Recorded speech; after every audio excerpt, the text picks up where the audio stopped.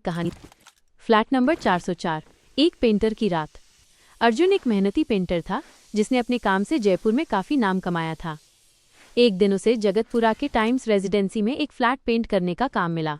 Flat number 404 top floor पर था। Building के मालिक ने उसे बताया कि ये फ्लैट कई सालों से बंद पड़ा है और मालिक इसे बेचना चाहते हैं, इसलिए वो इसे बिल्कुल नया जैसा दिखाना चाहते हैं। अर्जुन काम करने के लिए सुबह पहुंचा। फ्लैट के अंदर जाते ही उसे एक अजीब सी ठंडक महसूस हुई, जबकि बाहर धूप खिली थी। दीवारों पर जगह जगह नमी के धब्बे थे और हवा में एक अजीब सी बास थी। उसने सोचा कि सालों से बंद होने के कारण ऐसा हो रहा होगा और उसने अपना काम शुरू कर दिया। जैसे जैसे दिन ढला, अर्जुन ने नोटिस किया कि जब भी वो किसी एक दीवार को पेंट करता, दूसरी दीवार पर से पेंट अपने आप उतरने लगता था।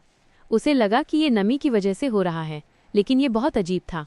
शाम होते होते उसने दीवारों पर कुछ आकृतियां देखीं। ऐसा लग रहा था मानो कोई बच्चा पेंसिल से कुछ बना रहा हो। जब वो पास जाता तो वो गायब हो जाता। डर के मारे उसने सोचा कि वो शाम होने से पहले काम खत्म कर लेगा।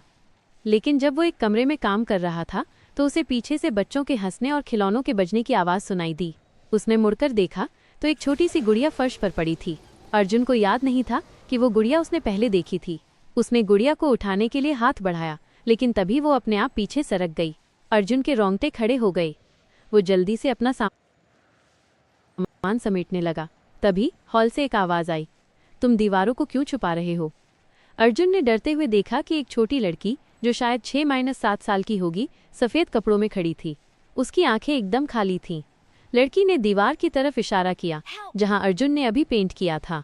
पेंट अपने आप पिघलने लगा और उसके नीचे से खून से लिखा हुआ एक संदेश उभरा, हमारी कहानी मत मिटाओ। अर्जुन ने बिना एक पल भी सोचे अपने पेंट के डब्बे वहीं छोड़े और लिफ्ट की तरफ भागा। लिफ्ट का दरवाजा अपने आप बंद हो गया और रुकने लगा। हर फ्लोर पर रुकने पर उसे बच्चों के रोने की आवाज़ें सुनाई देने लगीं। किसी तरह वो लिफ्ट से बाहर निकला और सीढ़ियों से भागते हुए नीचे आया। बाहर आकर उसने मालिक से सारी बात बताई। मालिक ने लंबी सांस ली और बताया कि कई साल पहले उसी फ्लैट में एक परिवार रहता था। उनके 2 बच्चे थे जिनकी मौत एक हादसे में हो गई थी। बच्चों की मौत के सदमे से उनके माता पिता ने भी खुद को खत्म कर लिया। तब से फ्लैट को कई बार बेचा गया, लेकिन कोई भी वहां रह नहीं पाया, क्योंकि दीवारों पर हमेशा बच्चों की आत्माएं अपनी मौजूदगी का एहसास कराती रहती थीं। अर्जुन ने उस दिन के बाद फिर कभी उस फ्लैट का रुख नहीं किया। आज भी जो लोग उस बिल्डिंग के पास से गुजरते हैं, वे कहते हैं कि कभी कभी रात के अंधेरे में फ्लैट नंबर 404 की खिड़की से एक धीमी सी रोशनी और बच्चों के खिलखिलाने की आवाज़ आती है।